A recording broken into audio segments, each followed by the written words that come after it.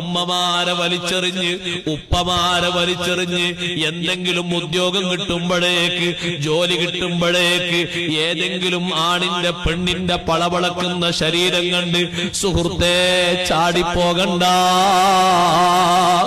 പെങ്ങളെ വീട് വിട്ടു പോകണ്ട. ഒരുപക്ഷെ അന്തസ്സോടെ നീ ജീവിച്ചെന്ന് വരും. ഇല്ല ഇല്ല, ഈ പൊരുത്തക്കേടിന് പകരം തരാതെ അല്ലാഹ് ആത്മാവ് കൊണ്ടുപോകൂല. മുത്തുനബി തങ്ങൾ പഠിപ്പിച്ചില്ലേ, കുല്ലുദ്ദുനൂബി മുഅഖറത്തുൽ ലിഅജ്ലിഹാ, എല്ലാ ദോഷങ്ങളും അതിന്റെ ഒരു ടൈമുണ്ട്, ആ ടൈമിലേക്ക് പിന്തിക്കപ്പെടും. ഒരുപക്ഷേ നീ ഇവിടെ സ്വകാര്യതയിൽ ചെയ്ത ദോഷത്തിന് അല്ലാഹു ദുനിയാവിൽ ശിക്ഷ തന്നില്ലെന്ന് വരാം. ഇവിടെ നീ മദ്യപിച്ചതിന് ശിക്ഷ തന്നില്ലെന്ന് വരാം.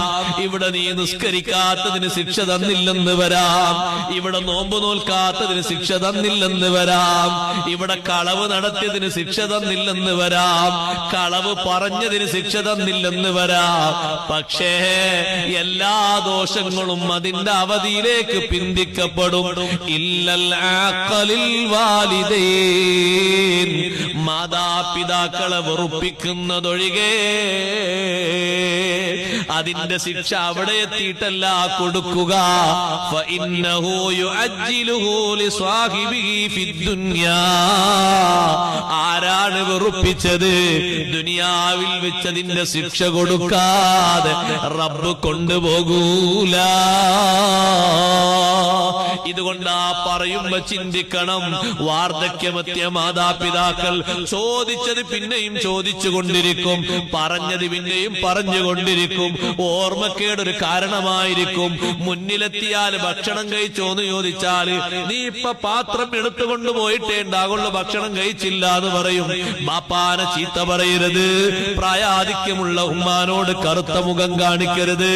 അതുകൊണ്ട് ആ പ്രായാധിക്യം എടുത്തു പറഞ്ഞത് ഇവരൊന്ന് മരിച്ചെങ്കിൽ നഊദു ബില്ലാഹ് ചിന്തിക്കരുതേ. നമ്മളെ അവർ പോറ്റി വളർത്തിയപ്പോ രോഗാതുരനായി കിടക്കുന്ന മകൻ വെന്റിലേറ്ററിൽ കിടക്കുമ്പോഴും ഉമ്മാന്റെ ദുആ എന്താണെന്നറിയോ? പടച്ചോനെ, എന്റെ മകൻ വിടവാങ്ങിയിട്ട് ആ ഒരു ജനാസ കാണേണ്ട ഒരവസ്ഥ എനിക്ക് തരല്ലേ അല്ലാ.